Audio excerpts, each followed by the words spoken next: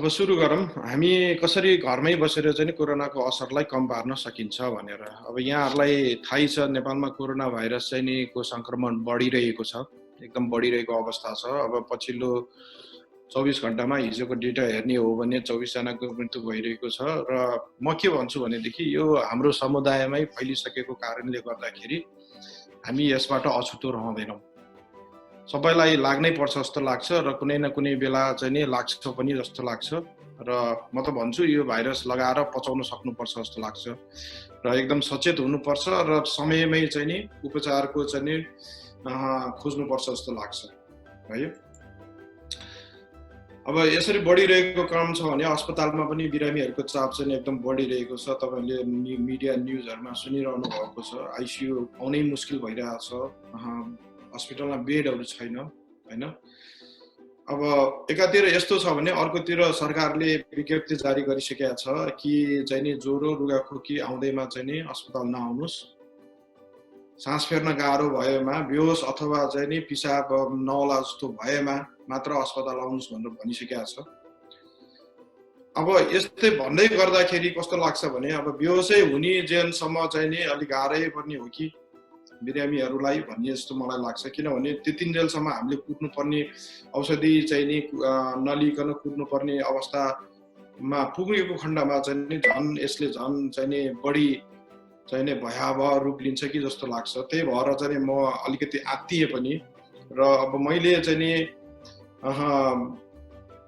Facebook मार्फत चाहिँ नि मैले चाहिँ नि आफ्नो बिरामीहरू जुन चाहिँ मेरो कन्ट्याक्टमा आएको बिरामीहरू छ उहाँहरूको चाहिँ उपचार गर्दाखेरि उहाँहरू राम्रो देखेको कारणले गर्दाखेरि मैले तपाईहरुलाई शेयर पनि गर्न लागेको।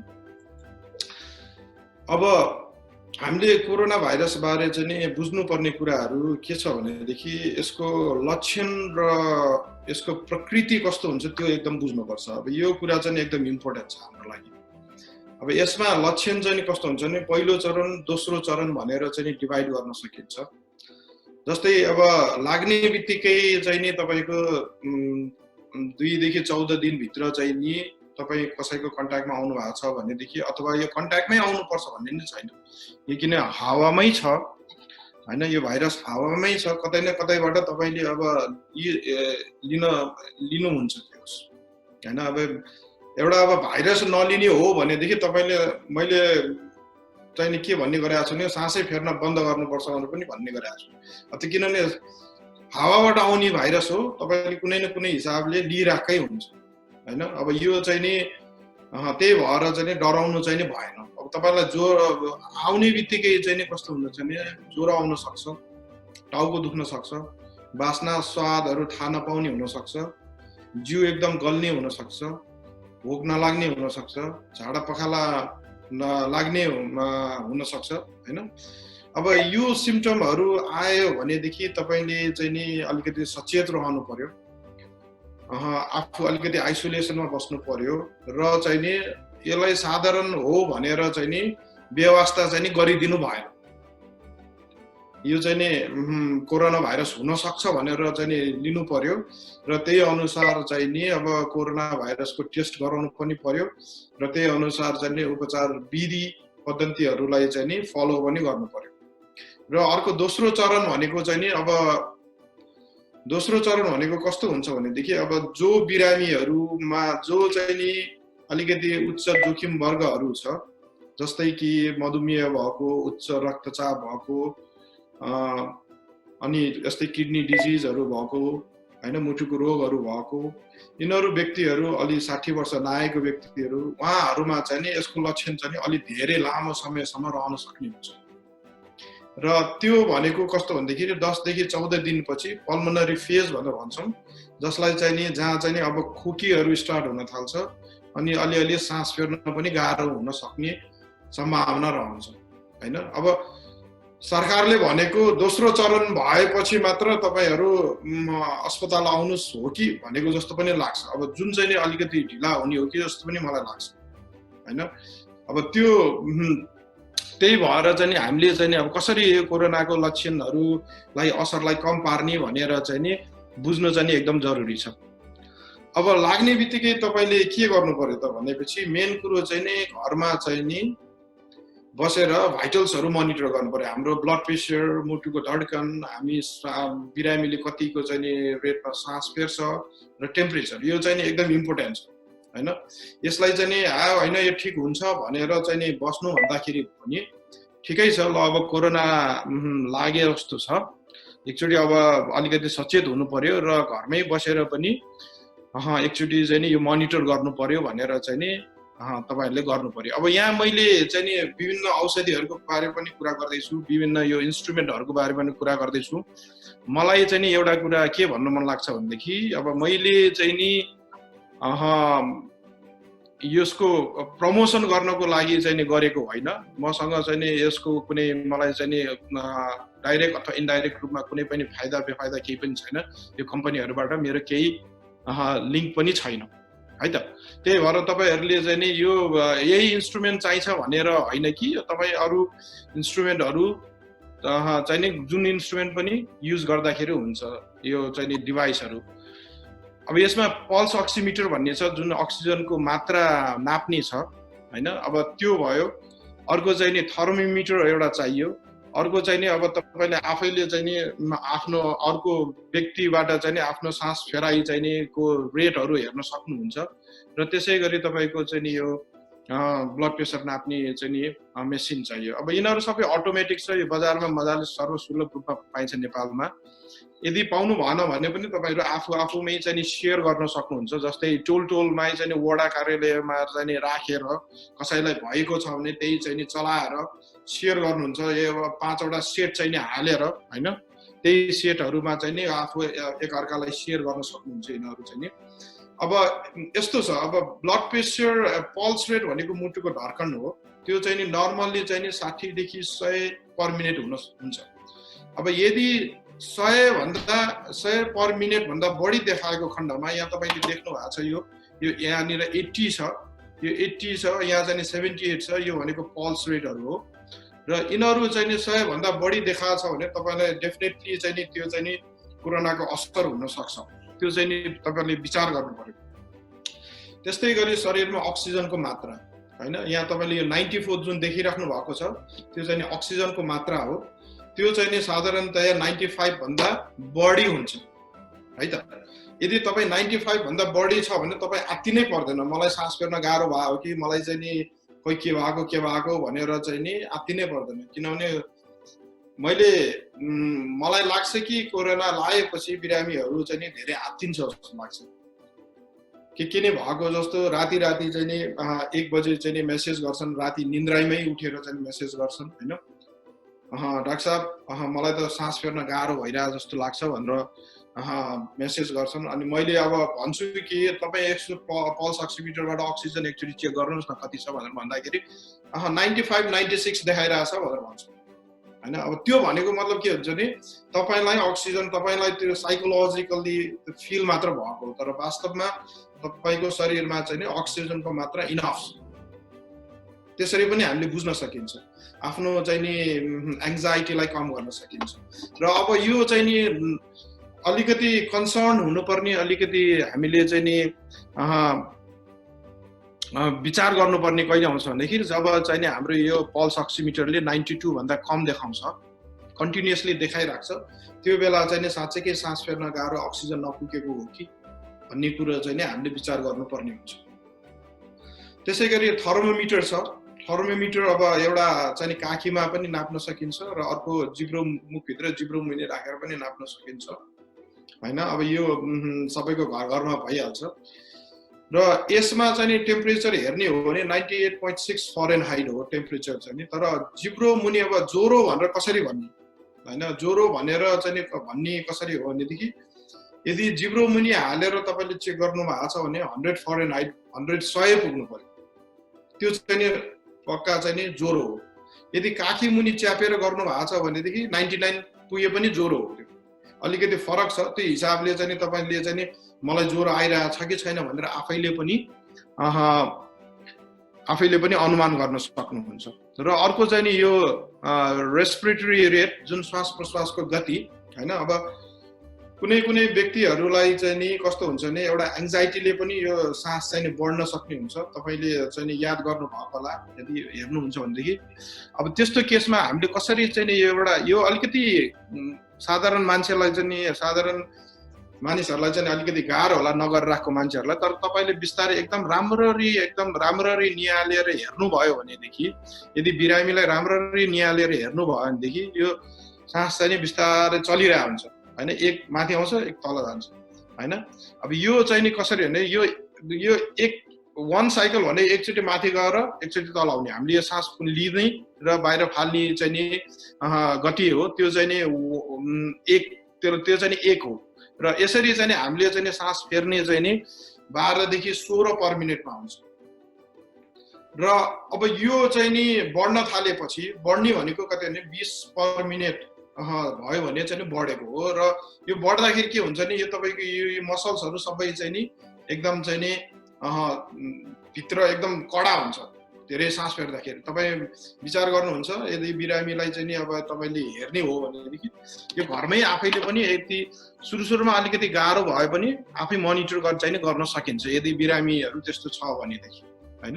र अर्को ब्लड प्रेसर भनेको नर्मली 110/140, 110 देखि 140 सिस्टोलिक र 70/90 डायस्टोलिक यो हुन्छ। र यो पनि अटोमेटिक डिभाइसले नै देखाइराख्छ। अब यो सबै चाहिँ नि हामीले कोरोना लागेपछि घरमै बसेर गर्न सक्छौँ, यसको लागि अस्पताल जानु पर्दैन हैन। र अर्को कुरो अब यो गर्ने मात्र होइन कि हामीले चाहिँ नि यसलाई चाहिँ नि एउटा चार्टै बनाएर राख्नुपर्छ, एउटा चार्टिङै गर्नुपर्छ। जस्तै चाहिँ नि यहाँ तपाईँले देख्नु भएको छ टेम्परेचर, ब्लड प्रेसर र स्याचुरेसन, रेस्पिरेटरी रेट र अक्सिजन, यो चाहिँ नि एउटा बिरामीको हो र उहाँले पठाइदिनु भएको, मैले त्यही भएर हालिदिइहालेँ मैले चाहिँ नि। र यसरी चाहिँ नि बिहान दिनको 3 चोटि गर्ने कि दिनको प्रत्येक 4 घण्टामा गर्ने कि प्रत्येक 6 घण्टामा चार्टिङ गर्ने कि त्यो गर्नुपर्छ हैन।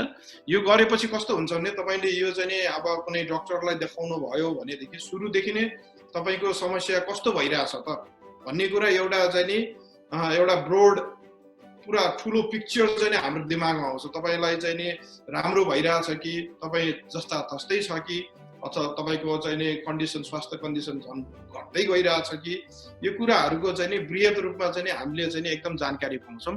र यो हामीले घरमै गर्न सक्छौँ। यो कुराहरू गर्नको लागि चाहिँ नि कसैको चाहिँ नि सहयोग नचाहिन सक्छ। सबै चाहिँ नि घरमा पनि हामीले मजाले गर्न सक्छौँ र यो हामीले गर्नु पर्यो हैन।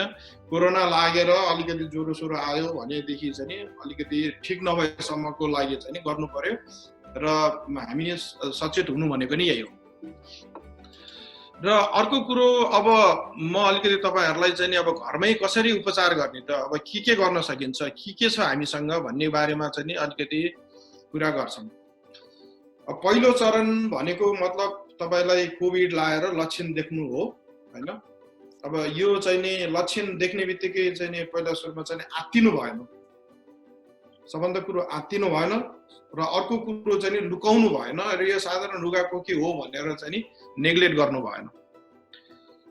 र अर्को कुरो चाहिँ नि तपाईले मोनिटरिङ गर्नु पर्यो। अहिले मैले भने जस्तै सबै चाहिँ नि यो सामानहरु जुटाउनु पर्यो र चाहिँ नि आफैले चाहिँ नि मोनिटरिङ गरेर चार्टिङ गर्नु पर्यो हैन। र अब यो फेजमा चाहिँ नि कस्तो हुन्छ भने तपाईको मनोबल चाहिँ नि उच्च हुनु पर्यो, एउटा कुरा स्ट्रेस लेभल चाहिँ नि एकदम न्यून हुनु पर्यो। म त त्यही भन्छु, कति चाहिँ नि कोरोना लागेको बिरामीहरु स्ट्रेस लेभल को धेरै भएको कारणले नै झन् धेरै समस्याहरु आउने हुन्छ हैन। त्यो भएको कारणले गर्दाखेरि स्ट्रेस लेभल चाहिँ एकदम कम हुनु पर्यो। र हामीले बजारमा पाउने साधारण फ्लेक्सन प्यारासिटामोलले नै काम गर्छ। यो एकदम जिउ दुख्यो टाउको दुख्यो भनेदेखि चाहिँ नि 8 घण्टामा खाने ज्वरो आइराख्यो भनेदेखि 101 102 ज्वरो आइराख्यो भनेदेखि 8 घण्टामा खान सकिन्छ हैन। जस्तै फ्लेक्जनै खाने हो भनेदेखि चाहिँ नि 8 घण्टामा अब जिउ पनि दुखिरहेछ टाउको पनि दुखिरहेछ भनेदेखि फ्लेक्जन खान सकिन्छ 8 घण्टामा। यसले तपाईलाई धेरै सन्चो दिलाउँछ हैन। र अर्को चाहिँ नि अब ज्वरो मात्र छ, टाउको साउको दुखिया छैन, जिउ दुखिया छैन भने प्यारासिटामोल खान सकिन्छ। र यो 3 ग्राम भन्दा बढी चाहिँ नि दिनमा खानु हुँदैन। यो चाहिँ नि विचार गर्नुपर्छ। कहिले कहिले तपाईको लिभर फेलियर हुन सक्छ किनभने प्यारासिटामोल टक्सिसिटी हुन्छ, त्यही भएर चाहिँ त्यो पनि विचार गर्न पर्ने हुन्छ। र अब अर्को कुरो चाहिँ कस्तो हुँदाखेरि यदि फ्लेक्जन 8 घण्टामा खाएर पनि तपाईँको ज्वरो कम भएन भने बिचमा अर्को 4 घण्टामा चाहिँ नि प्यारासिटामोल पनि एड गर्न सक्नुहुन्छ यदि ज्वरो कम भएन भनेदेखि हैन। तर विचार गर्नुस् कि 3 ग्राम भन्दा चाहिँ बढी खानु हुँदैन। र अर्को चाहिँ नि यो सेट्रिजिन चाहिँ नि एउटा अलिकति झुम्म गर्ने औषधि हो। यसले रुगाखोकी चाहिँ नि नाकहरू बन्द भएको, घाँटी खसखस भएकोहरू चाहिँ कम गर्छ हैन। अब यो चाहिँ नि तपाईले राति सुत्ने बेला चाहिँ नि खाँदाखेरि हुन्छ। अब यो सबै चाहिँ नि तपाईले गर्नुपर्ने चाहिँ नि अहिले अलिकति चाहिँ नि अर्ली फेज पहिलो चरणमा। र अब यति गर्दै र चाहिँ नि अलि प्रशस्त पानी खाने, व्यायाम गर्ने, यिनीहरू गर्दाखेरि चाहिँ नि तपाईको लक्षण हराएर जान सक्छ र रिकभरी हुन्छ। किनभने कोरोना भाइरस त्यति चाहिँ नि डरलाग्दो भाइरस चाहिँ होइन, लागेकोहरू धेरै जस्तो चाहिँ रिकभरी भइरहेछ र हामीले रिकभरी हुन सक्छौँ यतिकैमा हैन। यसमा तपाईहरु आत्तिनु पर्दैन। यहाँ एउटा अर्को फार्मोटिडिन भन्ने पनि औषधि छ जुन चाहिँ नि ग्यास्ट्रिकको औषधि हो हैन। यदि अब तपाईले ब्रुफिन खाइराख्नु भएको छ र तपाईलाई ग्यास्ट्रिक आइब्रुफिन फ्लेक्जन खानु भएको छ र तपाईलाई ग्यास्ट्रिक भयो भनेदेखि फार्मोटिडिन खान सक्नुहुन्छ। यो फार्मोटिडिनले चाहिँ नि कोरोना भाइरसको लाइक पनि काम गर्छ भनेर चाहिँ नि आर्टिकलहरू के रे साइन्टिफिक जर्नलमा निस्केको छ र चाहिँ अरु देशहरुमा स्टडी भएको छ। त्यही भएको कारणले गर्दाखेरि अरु पेन्टअप, ओमिप्राजोल यिनीहरू खानु भन्दा चाहिँ नि फार्मोटिडिन खाएदेखि चाहिँ नि राम्रो हुन्छ तपाईलाई यदि ग्यास्ट्रिक छ भने। किनभने त्यो कोरोना भाइरसको असर पनि कम गर्ने भयो र तपाईलाई ग्यास्ट्रिक पनि नहुने भयो र चाहिँ नि यो नदुख्ने औषधि खाँदाखेरि ग्यास्ट्रिक पनि नहुने भयो हैन। अब कुरा आयो सबभन्दा इम्पोर्टेन्ट कुरा भनेको दोस्रो चरण हैन। अब दोस्रो चरण भनेको कसलाई भन्ने त? अब यो म सबैलाई के भन्न चाहन्छु भनेदेखि यो धेरै लामो समयसम्म ज्वरो आउने, बिसन्चो भइराख्नु चाहिँ नि कोरोना भाइरस लागेर धेरै लामो समयसम्म बिसन्चो हुनु चाहिँ नि कदापि राम्रो कुरो होइन है त। यो एकदम सचेत हुनुपर्ने कुरा हो। यसले चाहिँ नि तपाईलाई झन् गाह्रो हुनतिर लिएर जान्छ भन्ने कुरो चाहिँ नि सोच्नु पर्यो तपाईहरुले। अब यहाँ कस्तो छ भने मान्छेहरु चाहिँ नि पुरै एन्टिबायोटिक खाएर चाहिँ नि 12, 13 दिन, 14 दिन, 15 दिन चाहिँ नि खाएर बसेर रहेको हुन्छ नभनिकन हैन। अब डाक्टर कहाँ जान्छन्, त्यो एन्टिबायोटिक खान्छन् र चाहिँ नि त्यतिकै चाहिँ नि ज्वरो आएरै बसिरहेको हुन्छ र अन्त्यमा चाहिँ नि एकदम गाह्रो भएपछि अस्पताल पुग्छन्। अब भन्नु पर्दाखेरि मेरो आफ्नै चाहिँ नि भाउजूको दाइ चाहिँ नि अस्तिको हप्ता बित्नु भयो हैन। अब मलाई एकदम दुःख लागिरहेछ किनभने उहाँलाई चाहिँ नि अब उहाँको पुरै परिवारमा कोरोना लागेको थियो र उहाँहरुलाई चाहिँ नि अब मेरो बारे केही जानकारी थिएन। अब उहाँहरु चाहिँ नि 16, 17 दिन, 18 दिनसम्म चाहिँ नि त्यही 2 चोटी 3 चोटी एन्टिबायोटिक खाएरै त्यतिकै बस्नु भयो र लास्टमा चाहिँ नि एकदम गाह्रो भएर चाहिँ नि अस्पतालको आइसियुमा भर्ना हुनुभयो र भेन्टिलेटरमा अब 20-22 दिन भएर चाहिँ नि बित्नु भयो। अब त्यो कुराले चाहिँ नि मलाई अझै पनि नरमाइलो फिल भइरहेछ र यो कुरा हामीले एकदम बुझ्नुपर्छ जस्तो लाग्छ हैन। यो कुरा अब बुझ्नुपर्ने के भन्दाखेरि स्पेशली अब यो उच्च जोखिम वर्ग भनेर भन्छौँ हामी, जो चाहिँ नि 60 वर्ष नआएको, मधुमेह भएको, रक्तचाप भएको, मोटोपन भएको, मृगला रोग भएको, अद्भुत रोग, मुटुको रोगहरू भएको यिनीहरू व्यक्तिहरू चाहिँ अझ बढी सजग हुनुपर्छ। किनभनेदेखि उहाँहरूलाई कोरोनाको सिम्पटम चाहिँ नि अलि बढी लामो समयसम्म रहने र चाहिँ नि अलि बढी चाहिँ नि गाह्रो हुने जस्तो देखिन्छ। र अब यो भनेको के त? अब अलि लामो समयसम्म भन्नाले अब यो ज्वरो आउने, जिउ दुख्ने चाहिँ नि तन्किँदै गएर 10 दिन, 12 दिन अथवा 14 दिन पछि चाहिँ नि अब जब खोकी स्टार्ट हुन थाल्छ, जब चाहिँ नि सास फेर्न चाहिँ नि अलिक गाह्रो हुन थाल्छ, तब चाहिँ नि दोस्रो चरणमा गयो भन्ने कुरा चाहिँ नि हामीले बुझ्नु पर्ने हुन्छ है त। अब यो कुरामा चाहिँ नि अब यो कुरा यस्तो हुँदै गर्दाखेरि अब कसरी कम गर्ने त भन्ने कुरा मा चाहिँ नि मैले विचार गर्दाखेरि चाहिँ नि मैले एउटा चाहिँ नि सुरुको यो कोरोना भाइरस को स्टार्टिङ हुँदाखेरि नि मार्चमा के रे सुरु सुरु हुँदाखेरि नै चाहिँ नि गहन अध्ययन गरेर एउटा चाहिँ नि साइन्टिफिक पेपरमा चाहिँ नि एउटा हाइपोथेसिस लेखेको थिएँ, जसमा चाहिँ नि मैले के भनेको थिएँ भनेदेखि क्लोनिडिन भन्नेले पनि काम गर्छ भनेर लेखेको थिएँ। यो क्लोनिडिन भन्नेको औषधि नेपालमा लोनिड 100 को नामबाट पाइन्छ हैन।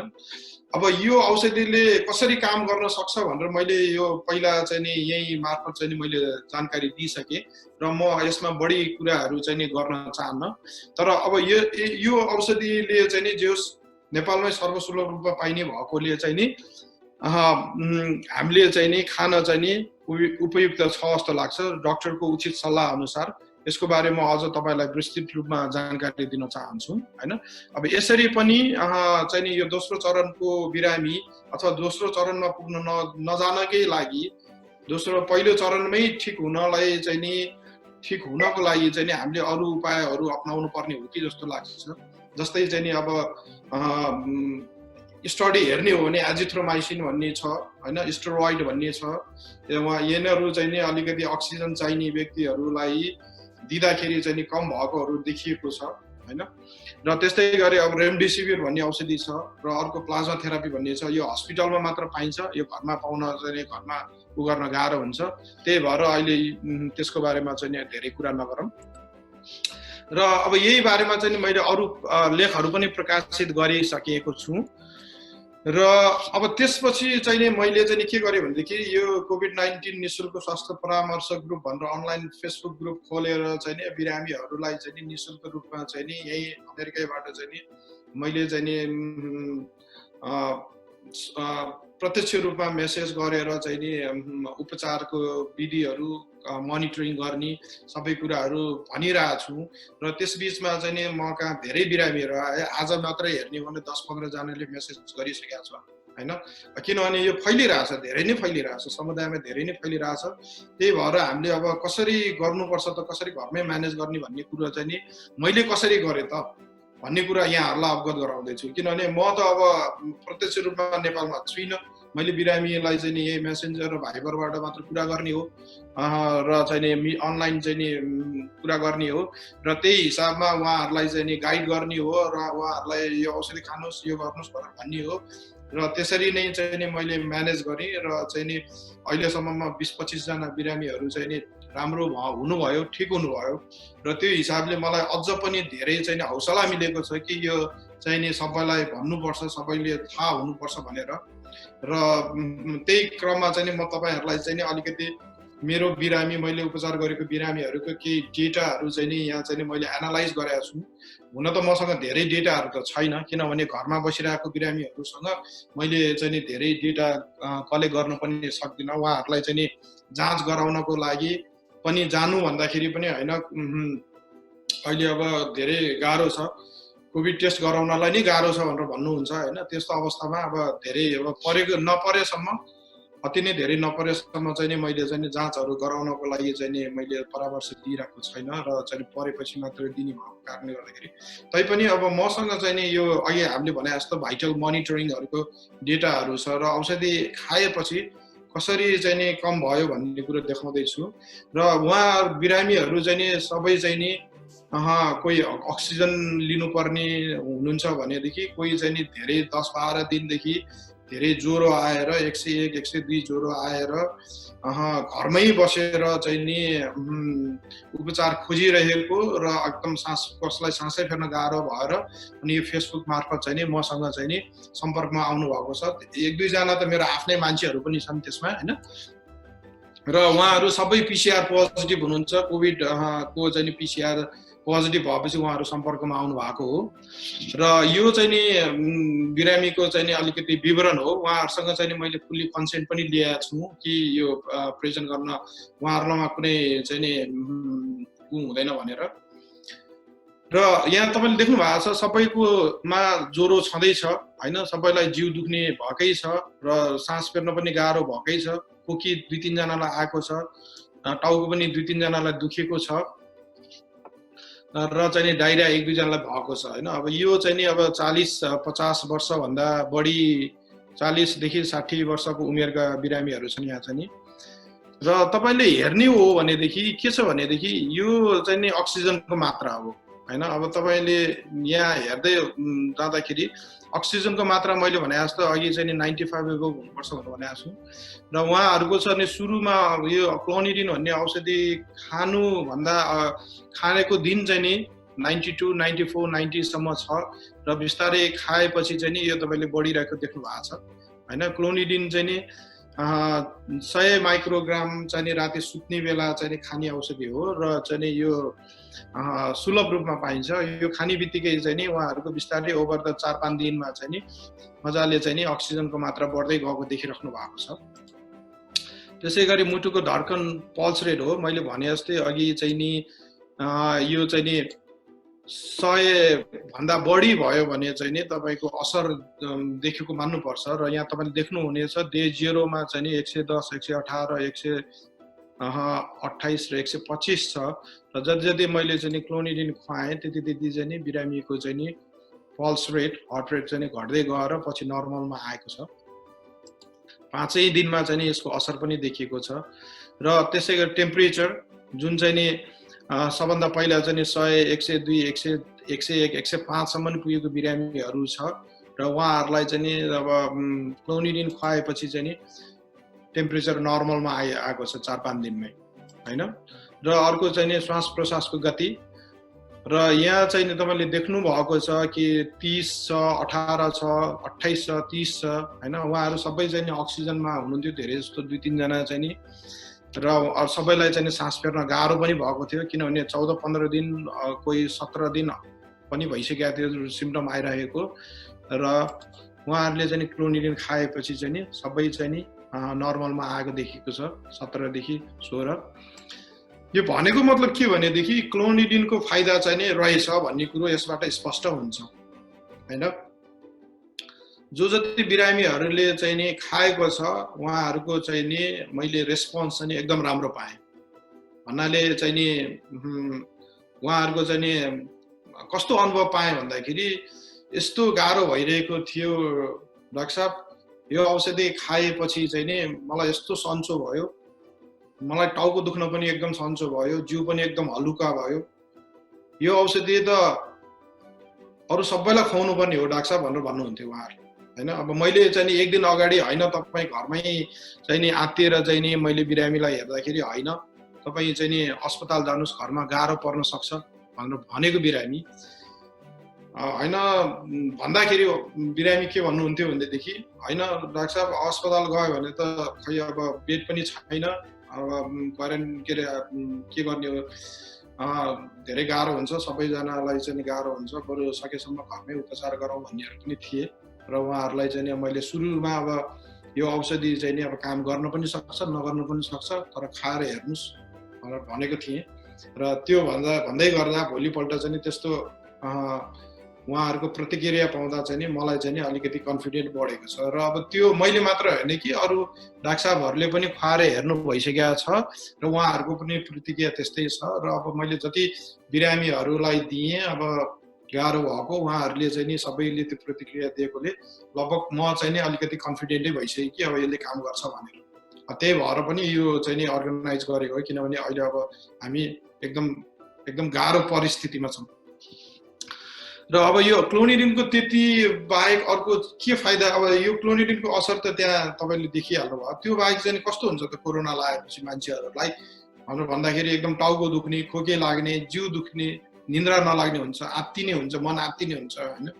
अब यी सबै असरहरू कोही व्यक्तिलाई कोरोना आएपछि देख्छ भनेदेखि अब त्यो क्लोनिडिन खाएपछि 5 देखि 7 दिन भित्रमा यो सबै असरहरू चाहिँ बिस्तारै हराएर जान्छ। अब टाउको दुख्ने, जिउ दुख्नेहरू त इमिडिएटली 1-2 दिनमै कम भएर जान्छ र यो राति सुत्ने भएकोले निन्द्रा पनि मजाले लाग्छ हैन र खोकी पनि कम गर्छ भन्ने कुरो चाहिँ नि स्टडीले देखाएको छ र यो चाहिँ नि अब सिडेटिभ एनाल्जेसिक इफेक्ट छ यसमा, यसले जिउ दुख्नेहरू यो पनि कम गर्छ भनेको मतलब यो क्लोनिडिन चाहिँ नि एकदम राम्रो औषधि जस्तो लाग्यो मलाई कोरोनाको असर कम गर्नलाई।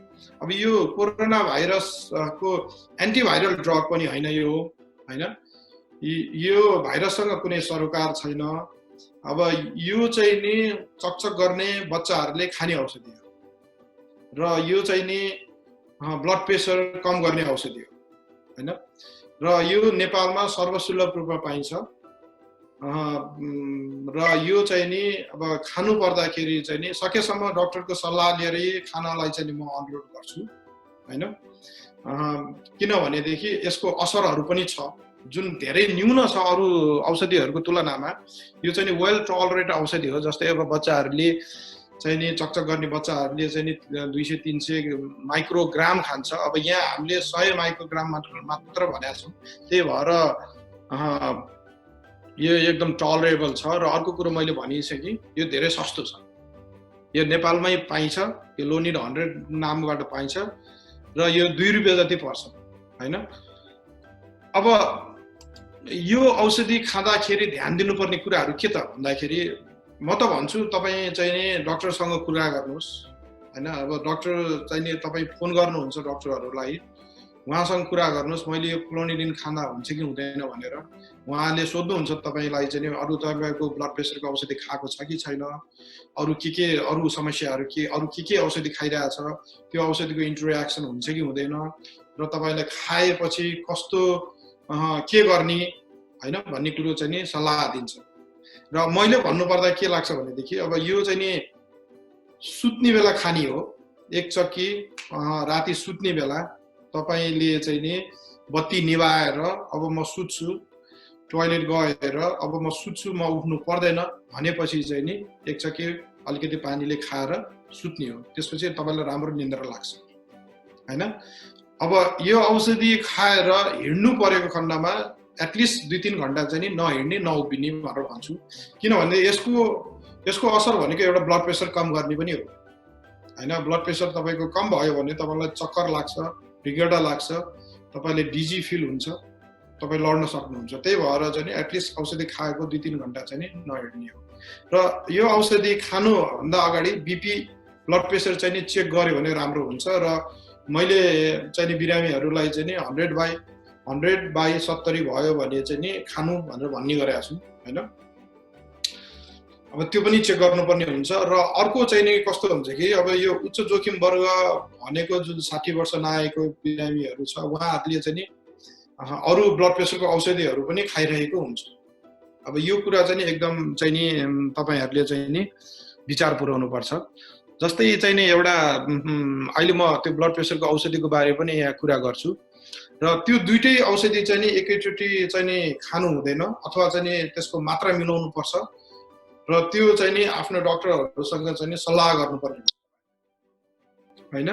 र अर्को चाहिँ नि मुटुको रोग भएको धड्कन तलमाथिको बिरामीहरुले पनि आफै चाहिँ नि औषधि सेवन गर्न मिल्दैन।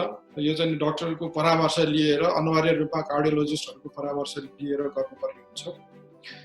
र अनि अर्को चाहिँ नि यसको साइड इफेक्ट भनेको मुख चाहिँ नि सुक्खा हुने हैन, अलिकति त्यस्तो साइड इफेक्टहरु देखिएको छ। अरु त्यो बाहेक चाहिँ अरु खासै मैले साइड इफेक्ट चाहिँ नि खाएको बिरामीबाट केही पनि सुनेको छैन। र चाहिँ नि अब यो औषधि चाहिँ नि लामो समयसम्म खाने हैन। यो औषधि चाहिँ नि 5 दिनदेखि 7 दिनसम्म खाने हो। र चाहिँ नि 100 माइक्रोग्राम भनेको एउटा ट्याब्लेट हुन्छ। त्यो ट्याब्लेट राति सुत्ने बेला खाने हो। र 2-3 दिनमा चाहिँ नि 100 माइक्रोग्रामले असर देखाएन भनेदेखि बिहान र बेलुका 100 माइक्रोग्राम खाने हो। र त्यो खाएर चाहिँ नि 5 दिनदेखि 7 दिनसम्ममा तपाईको असर चाहिँ नि कम हुन्छ। कोरोना भाइरसको असर जस्तै खोकी लाग्ने, ज्वरो आउने, जिउ गल्ने, खान नलाग्ने, भोक नलाग्ने, यो असरहरु सबै बिस्तारै कम भएर जान्छ। तर भाइरस अझ पनि शरीरमै रहन्छ। यो किनभनेदेखि त्यो भाइरस रहेको देखिएको छ। यसले भाइरसलाई मार्ने हैन र भाइरस शरीरमै रहन्छ। तर भाइरसको असर चाहिँ नि शरीरमा हुने जुन असरहरु त्यो कम हुँदै जान्छ हैन। र चाहिँ नि पछि तपाई चाहिँ नि स्वस्थ हुन सक्नुहुन्छ। मैले अहिले भर्खरै भने उच्च रक्तचापको औषधिहरू, यिनै औषधिहरू नेपालमा पाइन्छन्। र मैले मेरो प्रत्यक्ष सम्पर्कमा आएका बिरामीहरूले खाइरहेको औषधि यिनै हुन्।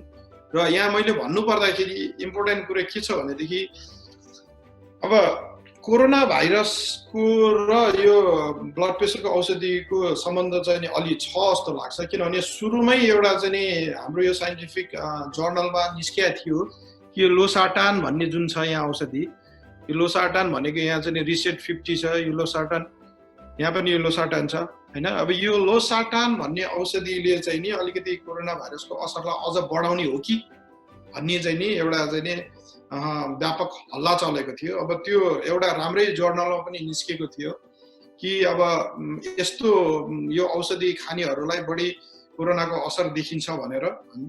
अब मैले मेरो अनुभव सुनाउनु पर्दाखेरि 4-5 जना बिरामीहरू चाहिँ नि उहाँ चाहिँ नि ब्लड प्रेसरको बिरामी हुनुहुन्थ्यो र उहाँहरूले यो औषधि खाइराख्नु भएको थियो र उहाँहरूलाई असर देखिरहेको थियो र उहाँहरूलाई अलि लामो समयसम्म पनि असर देखिरहेको थियो।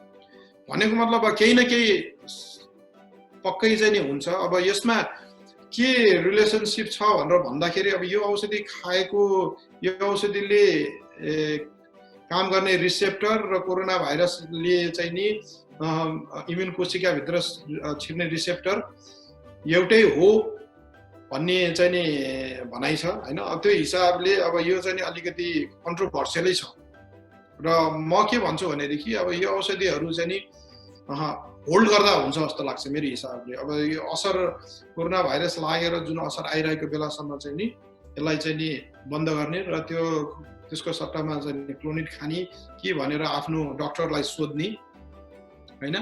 किनभने दुवै औषधि हो। अथवा चाहिँ नि बिहान एउटा ब्लड प्रेसरको औषधि खाने र बेलुका चाहिँ नि क्लोनिडिन चाहिँ नि खाने हो कि भन्ने पनि त्यसरी पनि मात्राहरू मिलाउन सकिन्छ।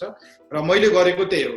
मैले गरेको बिरामीहरूलाई चाहिँ यो मैले पुरै बन्द गर्न लगाएँ र उहाँलाई यसको सट्टामा चाहिँ नि मैले चाहिँ नि क्लोनिडिन खुवाएँ र चाहिँ नि 4-5 दिनपछि 6-7 असर चाहिँ नि कम भइसकेपछि असर पुरै बन्द भइसकेपछि ब्याक टु फेरि यही औषधि चाहिँ नि कन्टिन्यू गर्न लगाएँ हैन। र अर्को कुरो क्लोनिडिनको चाहिँ नि तपाईले बुझ्नु पर्दाखेरि यो धेरै लामो समयसम्म खाने औषधि पनि हैन। यो चाहिँ नि अब 5 दिनदेखि 7 दिन खाने र त्यसपछि बन्द गर्ने र बन्द गर्दाखेरि यदि दुईटा खानु भएको छ भनेदेखि एकैचोटि दुईटै बन्द गर्नु हुँदैन। भन्नाले यसलाई बिस्तारै टेपर गर्नुपर्छ। जस्तै दुईटाबाट एउटाबाट आधीबाट चौथाइ त्यसरी चाहिँ नि बन्द गर्नुपर्ने हुन्छ। किनभने यसको चाहिँ नि असर भनेको के छ भन्दाखेरि अलि लामो समयसम्म हुन त अब 5 दिनदेखि 7 दिनमा चाहिँ नि खाँदाखेरि त्यो असर नदेख्ला। अब त्यो स्टडी नै गर्न बाँकी छ कस्तो असर देखिन्छ भनेर हैन। तर अब मैले उपचार गरेको बिरामीहरूमा त्यो असर देखिएको छैन र चाहिँ नि तर त्यो असरलाई न्यूनीकरण गर्ने त्यो असर भनेको के हुन्छ नि एकैचोटि चाहिँ नि ब्लड प्रेसर वाट्ट बढ्नु हैन। अब त्यो लामो समयसम्म खाँदाखेरि चाहिँ नि जसलाई हामी रिबाउन्ड हाइपरटेन्सन भनेर भन्छौँ हो त्यो चाहिँ नि वाट्ट बढ्ने हुन्छ र त्यस्तो चाहिँ नि असर कम गर्नको लागि चाहिँ नि त्यो अलिअलि गरेर चाहिँ नि दुईटाबाट एउटाबाट आधीबाट चौथाइ त्यसरी चाहिँ नि कम गर्दै लिएर अनि लास्टमा बन्द गर्नुपर्छ। टेपरिङ गर्नुपर्ने भनेर भन्छौँ हामी चाहिँ नि त्यो गर्नुपर्ने हुन्छ। र म अझ पनि एउटा मेरो अझ पनि तपाईलाई सुझाव सल्लाह के छ भनेदेखि यो औषधि सकेसम्म आफै नखानु क्लोनिडिन हैन। डाक्टरको सल्लाह लिएर डाक्टरको निगरानीमा र चाहिँ नि प्रपर मोनिटरिङ गरेर स्पेशली ब्लड प्रेसर मोनिटरिङ गरेर खानुपर्ने हुन्छ। म त्यही सुझाव सल्लाह दिन्छु। र अब अलिकति चाहिँ नि अब यो दोस्रो चरणमा अरु घरैबाट चाहिँ नि जाँच गर्न सक्ने कुराहरूको बारे पनि अलिकति डिस्कस गरौँ यहाँ। जस्तै चाहिँ नि तपाईले चाहिँ नि अब ठीक भइरहेछ छैन, तपाईको सिम्पटम अझै पनि आइरहेछ, 10 दिन 12 दिनदेखि चाहिँ नि 12-13 दिन 14 दिन भयो, 15 दिन भयो, सिम्पटम अझै आइरहेछ, यो ज्वरो अझै आइरहेछ, फ्लेक्जन प्यारासिटामोल सेट्रिजिन खाएर पनि ठीक भइरहेछ छैन भनेदेखि तपाईले चाहिँ नि एउटा जाँचहरु ब्लडको जाँचहरु गराउनु पर्ने हुन्छ। र अर्को कुरो कस्तो छ भने एकदम हनन्ती ज्वरो आइरहेछ भनेदेखि अरु पनि कोभिड पनि नहुन सक्छ। जस्तै अब एउटा मेरो आफ्नै रिलेटिभ्सलाई चाहिँ उहाँलाई त्यस्तो भयो, उहाँले मलाई फोन गर्नुभयो कि 102 ज्वरो आइरहेछ 4-5 दिन भयो भनेर हैन। मैले भने अब कोभिड हुन सक्छ नि त, ल एकचोटी गराऊ, कोभिड टेस्ट पनि गराऊ भनेर भनी। अनि कोभिड टेस्ट गर्नलाई त गाह्रो छ, कत्रो लामो लाइन बस्नुपर्छ, धेरै गाह्रो छ भनेर भन्नुभयो। हैन अब कोभिड टेस्ट नगराए हुन्न भनेर भन्नुभयो उहाँले चाहिँ। र मैले भने कि हैन अब कोभिड नहुन पनि सक्छ नि, कोभिड त एउटा अहिले अब महामारी फैलिरहेछ, एउटा कोभिड चाहिँ हाम्रो यो हाई ज्वरो आएको चाहिँ डिफरेन्शियल डायग्नोसिस हो। कोभिड नहुन पनि सक्छ। यदि कोभिड भएन भनेदेखि हामीले अरू ज्वरो हो कि भनेर त्यो कारणहरू खोज्नुपर्ने हुन्छ। त्यति लामो समयसम्म ज्वरो आएपछि जस्तै टाइफाइड हुनसक्छ होइन, जस्तै अब डेङ्गु पनि हुनसक्छ, किनभने नेपालमा डेङ्गुको पनि महामारी भइरहेको हुन्छ कहिले कहिले होइन। त्यस्तै गरी पिसाबको इन्फेक्सन हुनसक्छ, त्यस्तै गरी निमोनिया हुनसक्छ। अब यो कुराहरू पनि यदि अब हामीले यस्तो बेला चाहिँ सजग भएनौँ र चाहिँ नि अब यो कोभिड टेस्ट पनि गराएनौँ भने त यदि कोभिड हो भन्ने पनि कुरो थाहा हुँदैन। यदि गराएनौँ भनेदेखि चाहिँ नि यदि नेगेटिभ आएको खण्डमा अरू रोग हो कि अरू रोग पनि मिस हुने चान्सेस चाहिँ नि हुन्छ होइन। अब यो कुराहरू चाहिँ एकदम ध्यान दिनुपर्छ जस्तो लाग्छ मलाई चाहिँ। मैले उहाँलाई त्यही भने र उहाँ मान्नुभयो र जानुभयो, कोभिड पनि गराउनु भयो र अरू पनि जाँचहरू गराउनु भयो र वास्तवमा उहाँको कोभिड चाहिँ नि होइन रहेछ, उहाँलाई निस्क्यो टाइफाइड होइन। र अब टाइफाइड भएपछि हामीलाई उपचार गर्न सजिलो भयो। अब यदि चाहिँ नि अब उहाँ चाहिँ नि घरमै चाहिँ नि कोभिडै हो भनेर चाहिँ उपचार नगरिकन डराएर बस्नु भएको भएदेखि टाइफाइडले पनि ज्यान जाने सम्भावना हुन्छ। यो कुराहरू चाहिँ हामीले विचार गर्नु पर्यो र सबै चाहिँ सजग हुनु पर्यो। त्यसबाहेक अरू मैले भन्दैछु, अब यो लामो समयसम्म ज्वरो आएपछि यहाँ तपाईँले रातो के अरे पहेँलोमा देखिएको छ, यो चाहिँ नि सेरम, यो चाहिँ नि ब्लडमा हेर्ने जस्तै ब्लडमा हेर्ने चिजहरू हो, जुन चाहिँ नि सेतो रक्त कोशिका भनेर भन्छ, जुन चाहिँ नि यहाँ डी डाइमर भनेको छ, CRP भनेको छ, सेरम फेरिटिन भनेको छ, AST, ALT, ALP, LDH भनेको छ होइन। अब यो चाहिँ नि कोभिडमा चाहिँ नि यसको चाहिँ नि कोभिडको सङ्क्रमण भएपछि कोभिडको लक्षणहरू देखेर चाहिँ नि कोभिडले चाहिँ नि आफ्नो स्वास्थ्यलाई चाहिँ कतातिर लिएर गइरहेछ भन्ने कुरो चाहिँ नि देखाएको हुन्छ। अब यो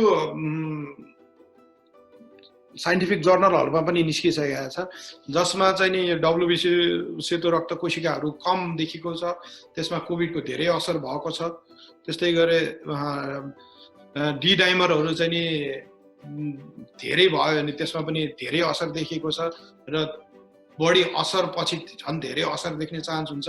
त्यस्तै गरी CRP पनि धेरै पोजिटिभ देखाएको छ भने त्यसमा अझ धेरै असर गरेको छ होइन। यो सेरम फेरिटिन पनि धेरै भएको खण्डमा त्यो धेरै असर गरेको छ र अझ धेरै चाहिँ कम्प्लिकेसन हुन सक्छ भन्ने कुरो चाहिँ तपाईँले बुझ्नु पर्यो होइन। त्यस्तै गरी यो AST, ALT भन्ने लिभर इन्जाइमहरू हो, यिनीहरू पनि बढेको खण्डमा चाहिँ नि कोभिडको असर लिभरमा पनि भएको छ र यो चाहिँ नि अझ धेरै हुनसक्छ भन्ने कुरा बुझ्नु पर्यो।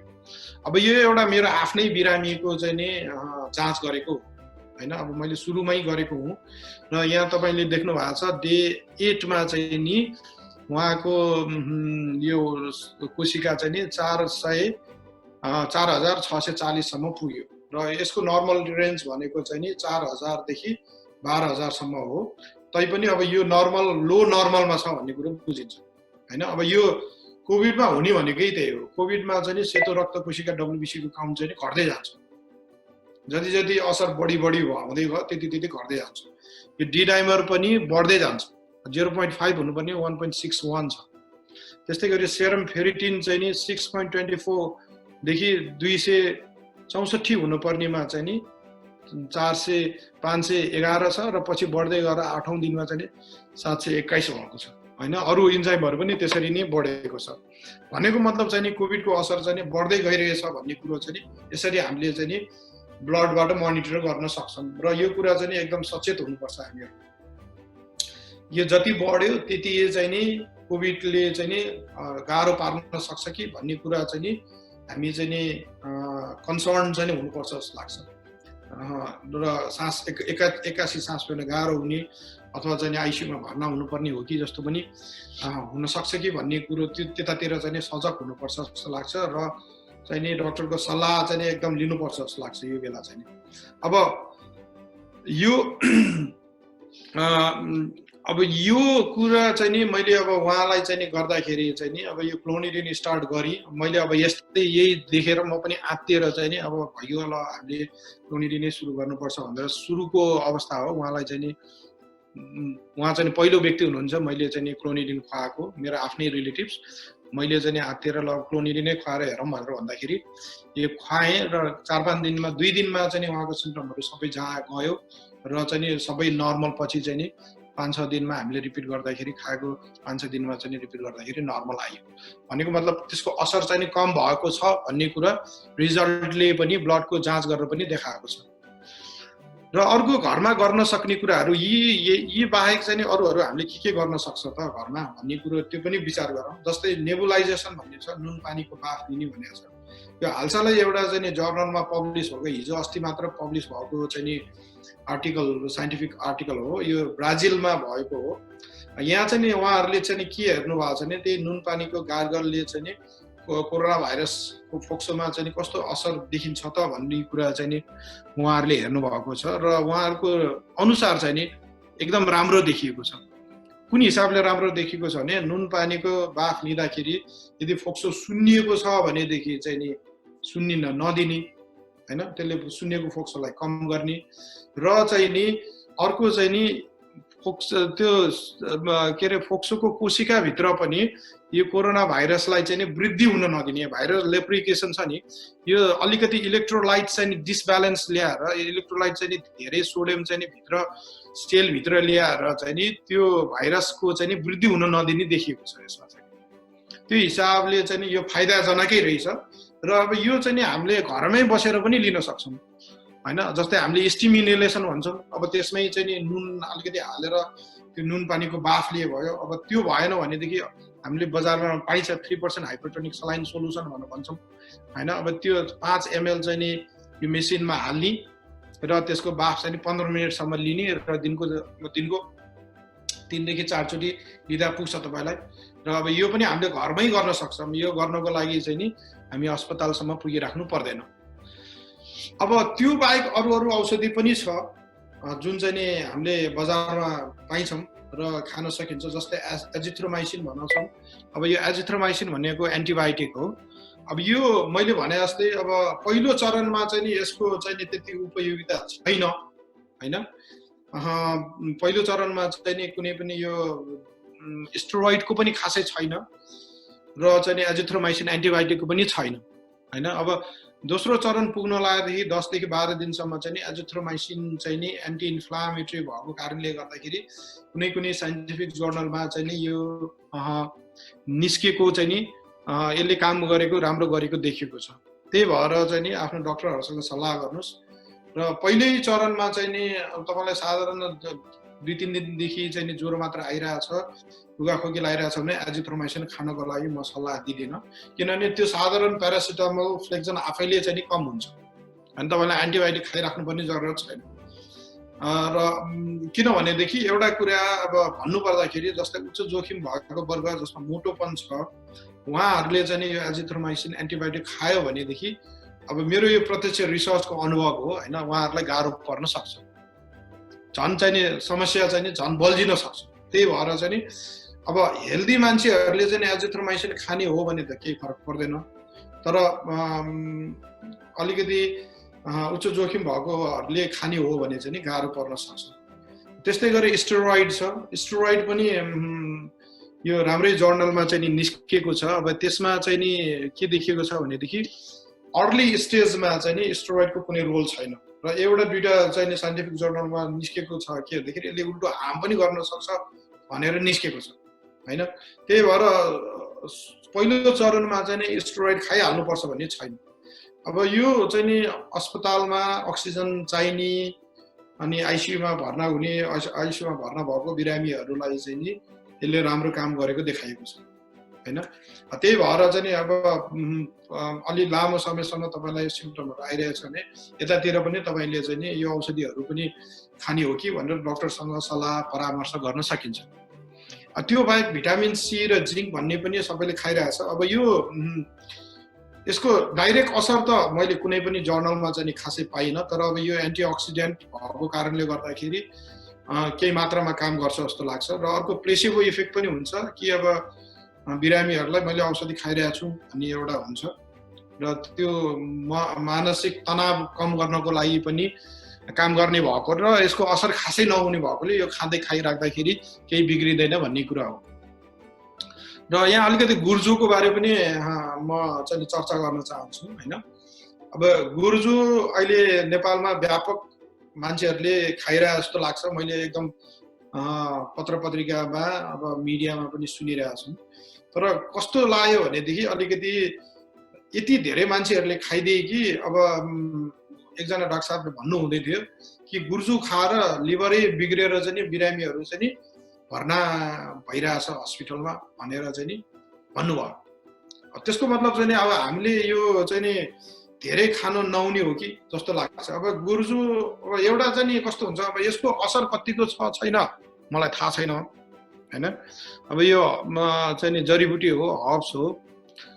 अब यदि चाहिँ थोरै खाने र केही पनि हुँदैन भन्नेदेखि म त खानलाई पनि सजेसन दिन्छु। किनभने यदि तपाईँलाई विश्वास छ भने, यदि आफूलाई विश्वास छ भनेदेखि खानु पनि पर्छ जस्तो लाग्छ। किनभने तपाईँको एउटा चाहिँ मानसिक रूपमै तपाईँ अलिकति सबल हुनुहुन्छ, तपाईँको मनोबल बढ्छ यसले हैन। प्लेसेबो इफेक्टले गर्दाखेरि तपाईँलाई चाहिँ आनन्द आउँछ, मैले गुर्जु खाइरहेछ भन्ने हुन्छ। र त्यो पनि एउटा इम्पोर्टेन्ट फ्याक्टर हो कोरोना भाइरसको लागि उपचार गर्नको लागि। तर अब खाँदै यति धेरै खाने होइन कि त्यसले उल्टो शरीरलाई नै हार्म गरोस् भनेर चाहिँ खाने होइन।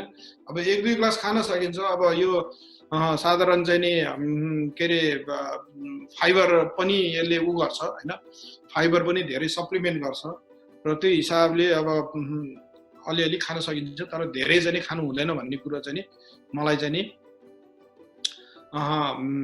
लाग्छ।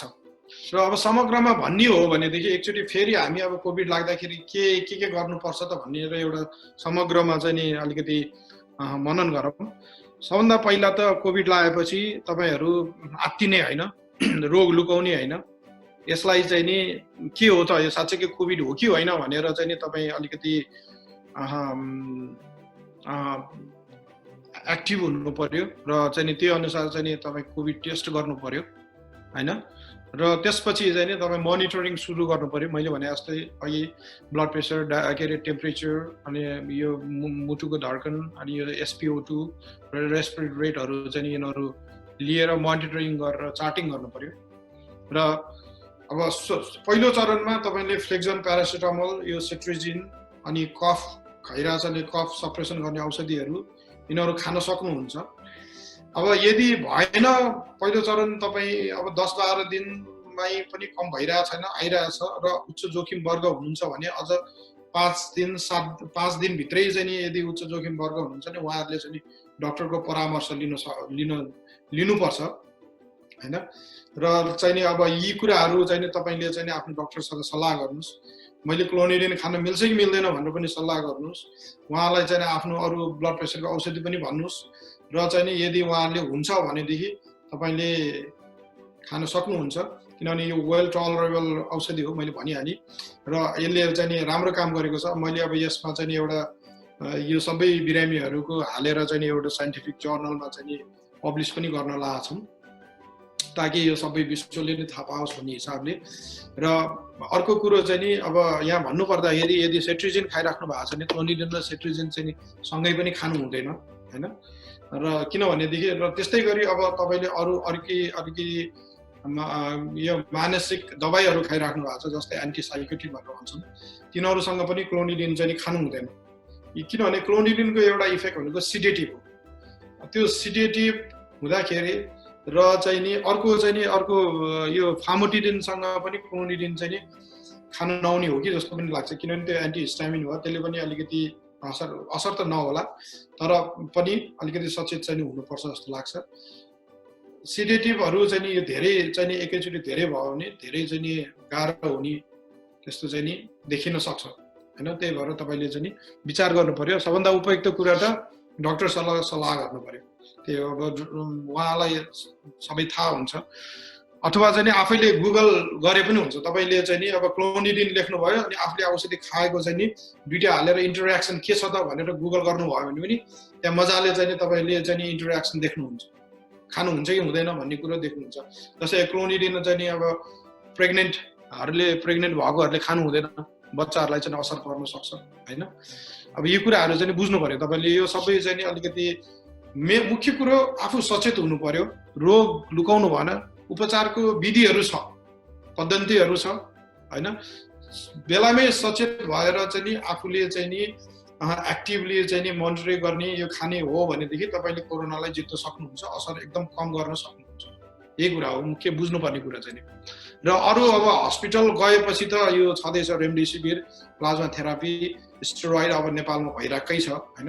यो राम्रो कुरा हो। यसले राम्रो पनि रिजल्ट देखाइरहेछ जस्तो लाग्छ। र हामीले अब घरमै बसेर गर्ने भनेको यी कुराहरू। अब भन्नु पर्दाखेरि सरकारले भनिसकेको छ आफ्नो कोरोनाको उपचार आफै खर्च गर्नुस् भनेर।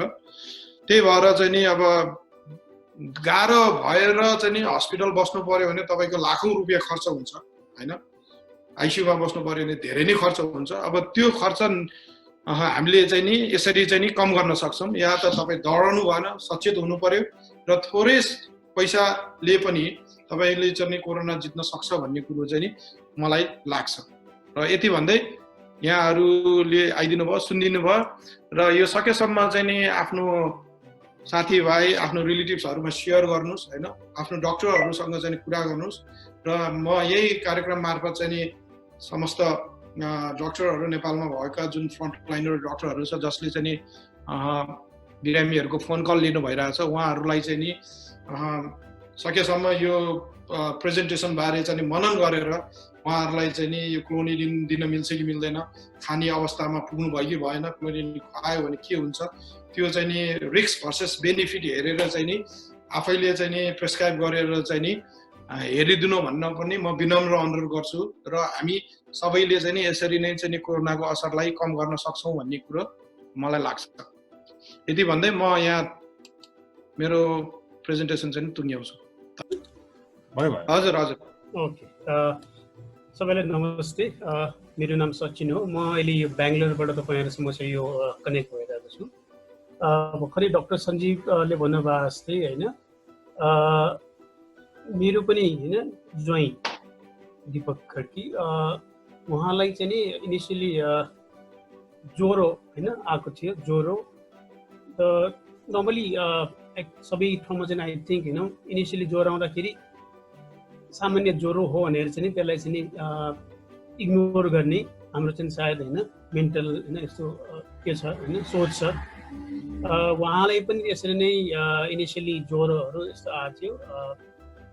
सामान्य हैन औषधिहरू लिइरहनु भएको थियो।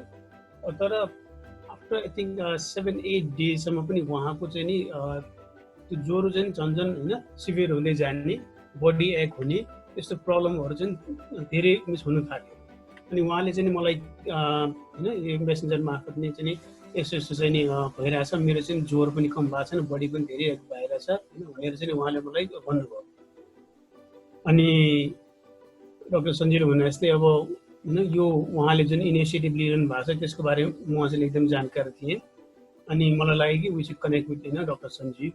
त इमिडिएटली हैन मैले चाहिँ डाक्टर सञ्जीवसँग कनेक्ट गरेँ र त्यही इभिनिङ हैन मेरो हैन ज्वाइँ दीपक खड्की र हामी उहाँ मेसेन्जरमा चाहिँ हामी हैन भिडियो कन्फरेन्स गऱ्यौँ। त्यो दिन चाहिँ उहाँ चाहिँ एकदमै चाहिँ नि विक हुनुभएको थियो, धेरै नै विक हैन, एकदम उठ्नलाई नै एकदमै गाह्रो फिल हुनुभएको थियो। अब म त्यहाँ थिएन तर म पनि यसरी मेसेन्जरबाट नै हैन हामीले हेरिरहेको थियो कि उहाँलाई चाहिँ कुरा गर्नलाई पनि धेरै गाह्रो थियो हैन, उठ्नलाई नै गाह्रो थियो। तर पनि अब डाक्टर सञ्जीवले उहाँले पनि हैन सबै चाहिँ डिटेल्सहरू लिनुभयो। अनि त्यो डिटेल्स लिएर चाहिँ उहाँले चाहिँ रेकमेन्ड गर्नुभयो कि लेट्स ट्राई हैन गो फर हैन लोनिड 100 भनेर उहाँले भन्नुभयो। अनि हामीले चाहिँ नि त्यही इभिनिङ लोनिड 100 चाहिँ नि राति भइसकेको थियो तर पनि गएर चाहिँ किन्न चाहिँ हैन सजेस्ट गर्यो। अनि राति चाहिँ उहाँले लोनिड 100 खानुभयो। अनि नेक्स्ट डे हैन मर्निङमा वी गट अ भेरी हैन गुड रेस्पोन्स। ज्वाइँले के भन्नुभयो भने means I am feeling very refreshed, एकदमै मिन्स फ्रेस फिल भइरहेछ भनेर भन्नुभयो उहाँले। राति हैन पहिलो रातिसम्म चाहिँ एकदमै गाह्रो हुने हैन नेक्स्ट डे मर्निङमा चाहिँ नि आफ्नो एकदमै चाहिँ नि एकदम फ्रेस फिल भएको चाहिँ नि त्यो उहाँले चाहिँ आफ्नो चाहिँ नि भनाइराख्दाखेरि चाहिँ नि पक्कै पनि यो लोनिर 100ले चाहिँ नि मिस रेस्पोन्ड गरिरहेछ बडीमा भन्ने कुरा चाहिँ नि होइन त्यो थाहा भयो। र त्यसपछि तर पनि हामीले पनि अझ पनि के गर्यो भने जस्तै अघि डाक्टर सञ्जीवले भन्नुभयो जस्तै होइन जति पनि इक्विपमेन्ट्सहरू छ जस्तै SpO2 होइन जुन अक्सिमिटर भयो, थर्मोमिटर होइन बडी टेम्परेचर नाप्ने थर्मोमिटरहरू भयो, अनि यो ब्लड प्रेसर नाप्ने चाहिँ होइन इक्विपमेन्ट्सहरू सबै किनेर चाहिँ नि उहाँलाई चाहिँ नि किन लगायो र डेली 4 टाइम्स मोनिटर गर्न सुरु गर्यो। लोनिर पनि हामीले होइन त्यसलाई कन्टिन्यू नै गरिरहेको थियौँ। बिचमा अलिकति उहाँलाई चाहिँ नि यो सास फेर्न पनि अलिक गाह्रो भइरहेको थियो होइन। लोनिर चाहिँ कन्टिन्यू नै गऱ्यौँ हामीले। त्यसपछि झन्डै झन्डै लोनिर खाएको 3-4 दिनपछि होइन उहाँ चाहिँ अलिक एकदमै चाहिँ नि होइन आफूलाई नि miss I am very fit and fine भनेर चाहिँ उहाँले भन्नुभयो। त्यो उहाँकै होइन हाम्रो यो दिपककै मुखबाट चाहिँ उहाँले भन्नुभयो कि मिस म अहिले एकदमै फिट छु भनेर चाहिँ नि होइन एकदमै एक्टिभ देखिनु भयो। भनेपछि मेडिसिनले चाहिँ काम गर्यो भन्ने कुरा चाहिँ नि होइन हामीले चाहिँ नि मिस निकाल्यो र त्यसपछि चाहिँ नि मिस अलमोस्ट फिट जस्तै भइसकेपछि फेरि अनि हामीले उहाँलाई चाहिँ टेस्ट गर्नु पठायौँ र अल्टिमेटली टेस्टको रिजल्ट त्यसपछि चाहिँ नेगेटिभ होइन त्यसपछि देखियो। र तर पनि हामीले चाहिँ के गर्यो भने त्यसको भनेपछि यो ज्वरो आउँदाखेरिको उहाँलाई चाहिँ कस्तो थियो त बडी होइन अथवा चाहिँ त्यो उहाँले कोभिड लागेको थियो कि थिएन त्यो पनि हामीले चेक गरायौँ। त्यहाँ पनि त्यो टाइममा चाहिँ उहाँलाई कोभिड भएको रहेछ भन्ने कुरा चाहिँ त्यो रिजल्टबाट पनि थाहा भयो।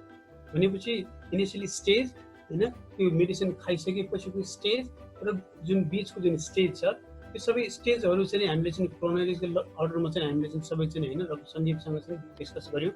र त्यहाँबाट चाहिँ नि यो मेडिसिनले चाहिँ नि काम गर्दो रहेछ भन्ने कुरा चाहिँ नि हामीले थाहा भयो होइन। मिस बट अब डाक्टर सञ्जीवले भन्नु जस्तै फेरि पनि होइन अरू कसैलाई पनि यदि लागेको छ भने होइन आइदर उहाँसँग कन्सल्ट गरेर अथवा चाहिँ अरू कोही डक्टरसँग कन्सल्ट गरेर चाहिँ नि दिँदाखेरि चाहिँ बेटर होला। तर मिस ओभरअल त्यो मेडिसिनले चाहिँ नि पक्कै पनि केही न केही चाहिँ काम चाहिँ नि मिस गर्दो रहेछ भन्ने कुरा चाहिँ नि मिस त्यो चाहिँ नि मेरो चाहिँ नि फिलिङ छ होइन। किनभने राति चाहिँ नि चल्नै नसक्ने अवस्था थियो उहाँको होइन अलिक उठेर फेरि सुत्नै पर्ने अवस्था त्यो। एक चक्की खाएर राति सुतेर बिहान चाहिँ नि उठ्दाखेरि होइन एकदम फ्रेस भयो भनेर चाहिँ नि त्यो उहाँले भन्नुभन्दा पनि त्यो उहाँको जुन फेसियल एक्सप्रेसन छ त्यहीँबाट चाहिँ देखिरहेको थियो कि त्यो औषधले चाहिँ कति चाहिँ होइन काम गर्यो होइन कति चाहिँ त्यो औषधले चाहिँ रेस्पोन्स लेभल कति छ भन्ने कुरा चाहिँ त्यहीँबाट देखिन्थ्यो। भनेपछि नि यो सिचुएसनमा यो पेन्डेमिक सिचुएसनमा चाहिँ नि हामीले चाहिँ सबैले होइन जहाँसम्म मलाई लाग्छ जति पनि अघि यो डाक्टर सञ्जयले भन्नुभयो जस्तै यो सबै इक्विपमेन्ट्सहरू चाहिँ नि घर घरमा चाहिँ राख्दाखेरि चाहिँ नि इट माइट बी बेटर होइन। किनभने आउने दिनमा कसलाई होइन कुन हिसाबले चाहिँ नि इन्फेक्टेड हुनसक्छ भन्ने कुरा चाहिँ नि हामीले भन्न सक्दैनौँ अहिले होइन। त्यही कारण चाहिँ नि यस्तो इक्विपमेन्ट्सहरू चाहिँ नि राखेर चाहिँ नि यदि के गरेर चाहिँ नि ज्वरो लागिहाल्यो होइन ज्वरो अथवा चाहिँ यस्तो सिम्टम्सहरू चाहिँ यस्तो अरू सिभियर हुँदै गयो भने यो सबै आफैले पनि सबै चाहिँ बडीको आफ्नो चाहिँ होइन मुभमेन्ट्सहरू चाहिँ मोनिटर गर्दै चाहिँ जाँदाखेरि चाहिँ नि आफूलाई चाहिँ कति इम्प्रुभ भइरहेछ अथवा चाहिँ आफूलाई कतिको चाहिँ हेल्थ डिटोरेट भएर गइरहेछ भन्ने कुरा चाहिँ आफैले चाहिँ थाहा हुन्छ होइन। त्यो डक्टरलाई पनि त्यो होइन त्यो कन्सल्ट गर्नु नपर्ने हुनसक्छ इम्प्रुभ भएको छ छैन भन्ने कुरा चाहिँ उहाँको पनि हामीले जुन अक्सिमिटर लेभल होइन झन्डै चाहिँ पहिलो त इनिसियल स्टेजमा चाहिँ जुन छ 95 भन्दा कम थियो 90 आइसकेको थियो 90 भन्दा 89 सम्म पनि आइसकेको थियो त्यो लेभल अक्सी लेभल अक्सी होइन मिटर लेभल। तर पनि अब त्यो मेडिसिनले चाहिँ नि होइन रेस्पोन्ड गरिरहेकोले चाहिँ नि त्यसले चाहिँ फेरि चाहिँ औषध खाँदाखेरि फेरि त्यसले चाहिँ बढाउने काम गर्यो।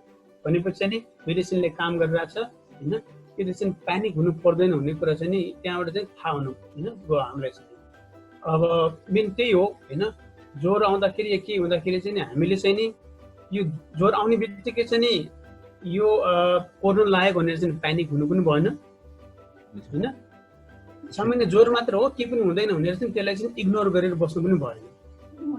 त्यही कारण चाहिँ नि हामीले चाहिँ नि यस्तो इक्विपमेन्ट्सहरू चाहिँ आफ्नो घरमा राखेर आफ्नो होइन यस्तो बडीको चाहिँ नि मुभमेन्ट्सहरू मोनिटर गर्दै जाँदाखेरि चाहिँ नि के कसो इम्प्रुभमेन्ट भइरहेछ अथवा चाहिँ के कसो चाहिँ नेगेटिभमा गइरहेछ भन्ने कुरा थाहा हुन्छ। त्यो हिसाबले चाहिँ जाँदाखेरि चाहिँ राम्रो होला जस्तो लाग्छ। त्यही कारण या प्लिज सजन भन्नुहोस्। या आई थिङ्क राज होइन भुषालजीले आई थिङ्क होइन आउनु भएको कि तपाईँले चाहिँ नि क्वेसन छ भने यु क्यान जस्ट क्वेसन राख्नु मन राजनज्यू क्वेसन तपाईँको भिडियो अफ छ। डाक्टर साहब नमस्कार। हजुर डाक्टर साहबलाई चाहिँ मैले विशेष धन्यवाद दिनै पर्छ। म गत 11 गतेदेखि 21 गतेसम्म न सुत्न सक्ने न उठ्न सक्ने अवस्थामा थिएँ। नाकले कुनै किसिमको चाहिँ गन्ध थिएन, खाना खान सक्दिन थिएँ।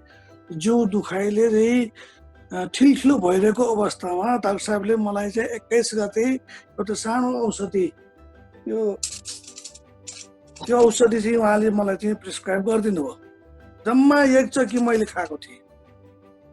1 चक्की त्यो 22 गते त्यो बिहान सखारै मैले खाएँ र त्यसपछि म चाहिँ बिहान सखारै भनेको खाना खाइसकेपछि त्यसपछि मैले चाहिँ कोभिड भन्ने जुन किसिमले म मानसिक रूपमा त्रसित थिएँ र कोभिड भनेपछि एक किसिमले समाजले कुकुरलाई त्यो खाना चाहिँ फट्ट फालेर जाने चाहिँ जुन किसिमको वातावरण बनिरहेको थियो त्यस्तो मैले भोग्नु परेन।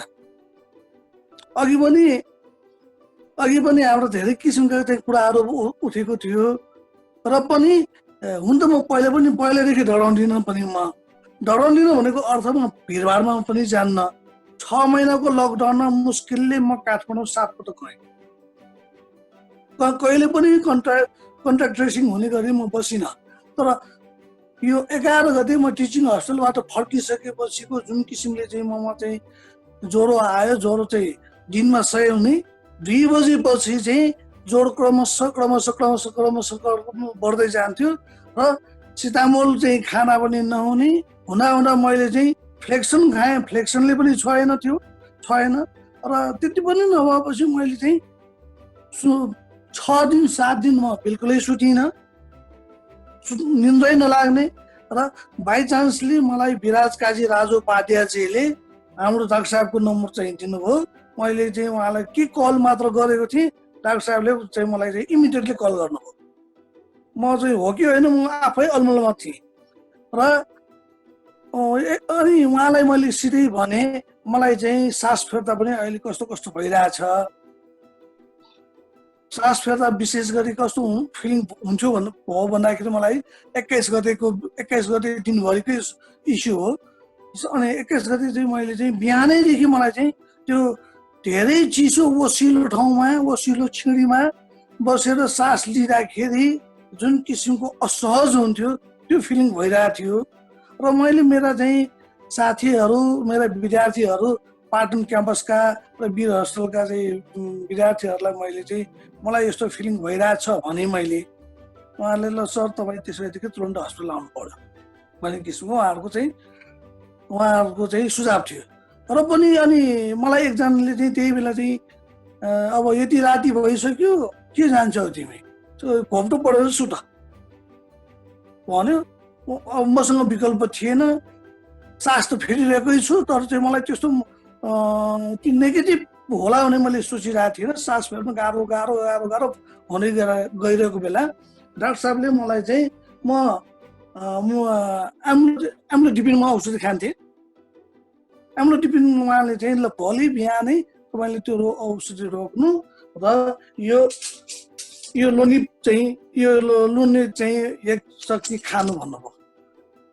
मलाई अब ममा चाहिँ त्यति सकारात्मक लक्षण देख्ला भनेर मैले चाहिँ सोचेको थिएन, स्पष्ट भन्छु म। अनि जबकि मेरा विद्यार्थी चाहिँ सेनिटाइजरमै नुहाउने, सेनिटाइजरले मुख धुने चाहिँ विद्यार्थी कोभिडले गर्दाखेरि बित्यो भने, तर अब सेनिटाइजरले नुहाउने विद्यार्थी बित्यो भनेदेखि मेरो कस्तो अवस्था होला।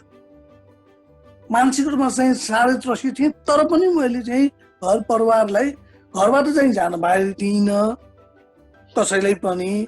मेरो कोठामा चाहिँ 3 मिटरको चाहिँ ग्यापमा चाहिँ उहाँहरूलाई चाहिँ मैले आमन्त्रण चाहिँ निर्वाध रूपमा गरेको छु। र यो औषधि खाएपछि मैले चाहिँ भोलिपल्टै डक्टरलाई चाहिँ अनि लगभग 1 घन्टा जति सुतेँ। औषधि त्यो भनेको हिजो 22 गते 1 घन्टा जति सुतेँ बिहान 1 घन्टा सुतेपछि मलाई त यस्तो चाहिँ उठ्दाखेरि त चाहिँ बडो चाहिँ अर्कै किसिमको फिलिङ भयो मलाई। अनि मैले उहाँलाई भने पनि मैले ड्रास्टिकली चेन्ज हो शब्द यही प्रयोग गरेको मैले डाक्टर साहबलाई शब्द यही प्रयोग गरेको थिएँ मैले, ड्रास्टिकली चेन्ज भयो। अनि पछि अनि उहाँले चाहिँ मलाई भन्नुभएको थियो प्रेसर चाहिँ नाप्नु है भन्नुभएको थियो। मैले प्रेसर आज पनि नापेँ, हिजो पनि नापेँ, काम नपाएर नापिरहेको जस्तो नापिरहेको छु मैले अहिले पनि है। अहिले भनेको हिजो 120/80 थियो, आज 110/80 छ। र मैले चाहिँ हिजो र आज जम्मा 2 चोकि खाएँ। जम्मा 2 चोकि खाँदा यस्तो चेन्ज हुन्छ भनेदेखि अनि मलाई चाहिँ अघि उहाँले एउटा कोटेसन त्यो लास्टमा देखाउनु भएको थियो स्वास्थ्य मन्त्रीको, गरिबहरू मात्र चाहिँ गरिबहरूको लागि मात्र चाहिँ यो चाहिँ सरकारी हस्पिटल भन्ने जुन देखाउनु भयो नि, म गरिब चाहिँ रहेनछु, म 2 रुपियाँ तिर्न सक्छु। गरिब भनेको राज्यको विभिन्न तबकामा बसेर राजस्व खाइ यो होटलमा बस्ने अरू गरिब रहेछन्। हामीलाई यो 2 रुपियाँले चाहिँ 2 रुपियाँ म खर्च गर्न सक्छु। किन भन्दाखेरि हामीलाई नभएको के भन्दाखेरि प्रपरली एउटा चाहिँ सुझाव नभएको, हामीलाई नभएको एउटा चाहिँ इन्सपेक्सन नभएको हो। आज म चाहिँ बिहानै उठेर अनि म चाहिँ नुहाइ धुवाइ गरिकन आज मैले लामो समयदेखि चाहिँ यो जुन दाढी जुङ्गा नफालिकन बसेको त्यो पनि बारेँ मैले। कमसेकम अब त फ्रेस बन्छु म। त्यही भएर मलाई चाहिँ अब कोरोना भनेको चाहिँ होला, अझै पनि मैले चाहिँ नेग्लिजेन्सी गरेँ भने त चाहिँ समस्या होला नै। तर यो औषधिलाई मैले चाहिँ छ नि एक किसिमले भन्ने भनेदेखि मैले त त्यो प्रेस्क्राइब गर्न सक्दिनँ, मसँग त्यो एथिक्स छैन मसँग। मैले आज धेरै मेरा चाहिँ साथीहरूलाई चाहिँ कोभिड लागेका साथीहरूलाई मैले चाहिँ डाक्टर साहबलाई फलो गर्नु भनेको छु मैले, चाहे गरे पनि होला। तर त्यो प्रेस्क्राइब गर्न नसके पनि के भन्न सक्छु भन्दाखेरि कहिलेकाहीँ चाहिँ त्यो बाटोमा भेट्दाखेरि पनि रहेछ नि यो अकबरे सुनै भेट्दो रहेछ कि। त्यही भएर चाहिँ म उहाँलाई चाहिँ विशेष धन्यवाद दिन चाहन्छु। र यो भनेको आखिर कोही नहुनेको पनि कोही हुनु रहेछ भन्ने चाहिँ देखियो कि। र म कुकुरलाई फाले जस्तो खाना खानु पर्ने अवस्था चाहिँ ममा छैन। किन भन्दाखेरि वीर हस्पिटलमा हेर्न जानु अवस्था त्यस्तै छ। त्यहाँ चाहिँ त्यो बिरामी राखेको ठाउँमा कसैलाई छिर्न लिँदैन थियो। घर परिवारका मेरै आफ्नै मान्छेहरू पनि त्यहाँ छ अहिले होइन। घर परिवारकाहरूले पनि चाहिँ घरबाट केही ल्यायो भने कुकुरलाई राखे जस्तै दैलोमा त्यो गेटमा राखिदियो। अमानवीय पाराले मैले बेहोर्नु परेन, म खुसी छु। धन्यवाद। धन्यवाद जोशीजी। हजुरलाई मैले आज मात्र हामी मेसेन्जरमा कुरा गर्दै थियौँ, आज चाहिँ लाइभ कुरा गर्न पाएँ। धन्यवाद तपाईँको चाहिँ कमेन्टको लागि, मलाई पनि खुसी लाग्यो। तपाईँ शीघ्र स्वास्थ्य लाभ गर्नु होला। धन्यवाद। अब हामी अघि भनेको निर्मलाजीको यहाँ अर्को बिरामी पनि एउटा हुनुहुन्छ दीपक खड्कीजी, उहाँलाई पनि बोल्ने अलिकति मौका दिनु। उहाँको पनि आफ्नो, किनभने उहाँ नै दोस्रो व्यक्ति हुनुहुन्छ जसबाट चाहिँ मैले चाहिँ यो प्रेरणा पाएको हुँ, जसबाट चाहिँ मैले मलाई चाहिँ भन्नुभयो हुन्छ। देवजीको अनम्युट छ, बोल्नुहोस् सर। हजुर सर। हजुर दिपकजी, तपाईँको आफ्नो अनुभव चाहिँ नि सुनाइदिनुहोस् न यहाँ सबैको माझमा। पहिला जस्तो कोभिड-19 हुँदाखेरि मलाई एकदम जिउ दुख्ने, ज्वरो आउने, अनि जिउ दुख्ने एकदमै। खान मन नलाग्ने अनि केही गन्ध थाहा नहुने एकदम गाह्रो भएको थियो मलाई चाहिँ। झोल पदार्थमा त खाएर म चाहिँ हजुरले दिएको औषध खाएर चाहिँ निको भएँ। घरमै बसेमा 19 दिनसम्म 19 दिनसम्म घरमा बसेँ। अहिले चाहिँ ठिक भएछ मलाई डाक्टर साहबको आशीर्वादले। आशीर्वाद त नहुनु हजुर, अब त्यो मेरो रेस्पोन्सिबिलिटी मैले निभाएँ होइन। यो एउटा रेस्पोन्सिबिलिटी छ जस्तो लाग्छ, किनभनेदेखि मैले बुझेको कुरा हो, मैले जानेको कुरा भयो। अब अहिले नगरेदेखि मैले कहिले गर्ने भन्ने ठान्छु होइन। त्यही भएर तपाईँ ममा चाहिँ नि आभारी हुनु पर्दैन, बरु मै तपाईँमा आभारी हुनु पर्यो, किनभनेदेखि तपाईँले नै मलाई यो प्रेरणा दिएको हो खास भन्यो भने। बुझ्नुभयो न, जुन स्थितिमा मैले तपाईँलाई चाहिँ नि सम्पर्क गरेँ त्यो स्थितिमा चाहिँ नि मलाई चाहिँ हजुर होइन। अब किनभने अब हामीलाई त थाहा छ त अब तपाईँलाई कतिको गाह्रो भएको थियो भन्ने कुरो होइन। त्यो हिसाबले मलाई पनि एकदम डर लागेको थियो र अब जुन हिसाबले तपाईँ रिकभरी हुनुभयो त्यसले मलाई यति धेरै चाहिँ नि प्रोत्साहन मिल्यो कि हो बा यो त साँच्चैकै काम गर्दो रहेछ है भन्ने चाहिँ एउटा एकदम प्रोत्साहन मिल्यो भित्रैबाट। र यसले अझ पनि यसरी चाहिँ नि प्रोग्राम मार्फत चाहिँ नि सबैलाई सुनाउनको लागि चाहिँ नि मलाई चाहिँ नि एकदम प्रोत्साहन गरिरहेछ। त्यसको लागि हजुरलाई धन्यवाद। औषध त मैले पनि प्रचार गरिदिएको थिएँ मैले 2-3जनालाई, यो औषध खानु, यो औषध खाएर चाहिँ आराम गर्नु, यो औषध कोभिडको चाहिँ औषधि भनेको छँदै छैन, यो औषध खाएर मलाई ठिक भयो, यो खानुहोस्, यो 20 रुपियाँको औषधि हो जम्मा, यो खानुहोस्, केही तपाईँ ज्वरो सोडा छ सिधामुख खानु, केही पनि साइड इफेक्ट छैन यसमा भनेर चाहिँ बाँधिदिएको छु। होइन हजुर, अब त्यो अब म त अझ पनि त्यही भन्छु कि अब आफै चाहिँ नि अलिक पनि नखानु नै भन्छु म अझै पनि होइन। हुन त साइड इफेक्ट छैन, टलरेबलै हो, तर अब डक्टरको प्रत्यक्ष निगरानीमा खानुपर्छ जस्तो लाग्छ। जस्तै तपाईँलाई मैले पाएँ नि, तपाईँलाई चाहिँ नि बिपीहरू, तपाईँको ब्लड प्रेसर हेर्थेँ, तपाईँको वाइफले चाहिँ नि सबै ब्लड प्रेसरको फोटो खिचेर चाहिँ नि मलाई पठाइदिनु हुन्थ्यो, अनि ब्लड प्रेसर हेरेर चाहिँ नि कस्तो भइरहेछ त्यो हिसाबले चाहिँ नि त्यसरी चाहिँ नि मोनिटरिङ गरेर चाहिँ नि खानुपर्छ जस्तो लाग्छ। हस् दिपकजी, धन्यवाद आइदिनु भयो तपाईँको आफ्नो विचार राखिदिनु भएकोमा। हस् नमस्ते। हामी करिब अन्त्यमा आइसकेका छौँ। अब 3-4 जना घाट रहेछ। हाम्रो लटा बजाचार्यज्यू मेडिकल फिल्डमा पनि हुनुहुन्छ, हाम्रो युनिसेफमा पनि काम, उहाँले पनि हार्डलाइज गरिराख्नु भएको छ। म हाम्रो लटा बजाचार्यज्यूलाई चाहिँ अनम्युट गरिदिन्छु। लटा हस्, धन्यवाद मलाई बोल्ने मौका दिनुभएकोमा। म चाहिँ चुप लाएर बस्नै नसक्ने भएँ। अघि चाहिँ मैले अब आफू पनि हेल्थमा काम गर्ने भएको भएर सकेसम्म हाम्रो नन हेल्थमा भएको हाम्रो सर म्याडमहरूलाई चाहिँ उहाँहरूलाई चाहिँ मौका दिउँ बोल्ने र उहाँहरूको प्रश्न सोध्ने भन्ने लागिरहेको थियो मलाई होइन। अनि यहाँ यसको हेर्दै जाँदाखेरि मैले धेरै चिनेको साथीहरूको यो चाहिँ इम्प्रुभमेन्ट भएको कुरा पाएँ र मैले आफैले पनि डाक्टर साहबले दिनुभएको औषधि मैले एकदमै आफ्नो नियर एन्ड डियर आफन्तलाई चाहिँ आफ्नै निगरानीमा चाहिँ उहाँको अनुगमनमा है मैले आफैले चलाएको होइन, म स्वास्थ्य कर्मी भए तापनि मैले डाक्टर साहबकै निगरानीमा मैले यो औषधि चाहिँ चलाएको हो। अनि त्यो एउटा कुरा मलाई सानो सेयरिङ गर्न चाहिँ मन लागेको भएर मैले यो चाहिँ लिएँ। अघि मैले साथीहरू यो सर म्याडमहरूको कुरा सुन्दाखेरि चाहिँ अझै पनि उहाँहरूलाई चाहिँ यो ज्वरो भन्ने कुरा भयो, रुगाखोकीका कुराहरू भए, यो हाम्रो इनिसियल सिम्टम हो। अब यो सूचना र यो साइनसँग हामी अवेर भइसक्यौँ होइन। अब डाक्टर साहबको निगरानीमा मैले एउटा कुरा चाहिँ के रियलाइज गरेँ भने अहिले हामीले हेर्न पर्ने डेन्जर साइन भनेको चाहिँ सेकेन्डरी स्टेजको होइन, जुन चाहिँ अक्सिजन नपुगेर यो चाहिँ सेचुरेसन घटिरहेको कुरा चाहिँ हामी कसैलाई पनि थाहा हुँदैन रहेछ के। अब ज्वरो आउँछ, ज्वरो अलिकति आइसक्यो, एकचोटि ज्वरो आएपछि अब उसको पोजिटिभ पनि आउन सक्छ। पोजिटिभ आएपछि चाहिँ अलिकति दिन उहाँले अघि भन्नुभयो नि 10 दिनमा पुगेपछि सेकेन्डरी स्टेज पुग्छ, त्यति बेला चाहिँ इट्स भेरी डेन्जर स्टेज। यो चाहिँ टाइममा मान्छेलाई थाहा नपाइकन चाहिँ सेचुरेसन घटिराख्ने। अब सास फेर्न गाह्रो छ भन्दाखेरि बिरामीले खास सास फेर्न गाह्रो छैन भन्नुहुन्छ कि, त्यसले गर्दा मेरो आफ्नै आफन्त पनि एकदमै अन्तिम स्टेजमा पुगेर झन्डै चाहिँ हामीले अस्पताल लगेर उहाँलाई बचाउन सक्षम भयो न, हामी एकदम गर्व गर्यौँ।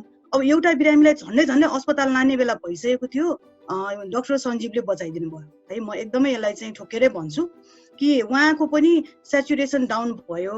अब फ्यामिली मेम्बरमा कन्ट्याक्टमा परेर 2-3 जना चाहिँ हाम्रो पोजिटिभ आइसकेको थियो, तर एकजना मेरो आफन्तलाई चाहिँ सेचुरेसन चाहिँ 90 भन्दा कम भइराख्यो। अनि त्यो थाहा पाउने बित्तिकै मेरो एकजना आफन्तको माध्यमबाट चाहिँ मलाई डाक्टर सञ्जीवको चाहिँ डाक्टर सञ्जीवसँग कन्ट्याक्ट गर्ने मैले मौका पाएँ। सरी ल, मैले एकैछिन गरेँ। सुनिराख्नु भएको छ नि है डाक्टर साहब? हजुर।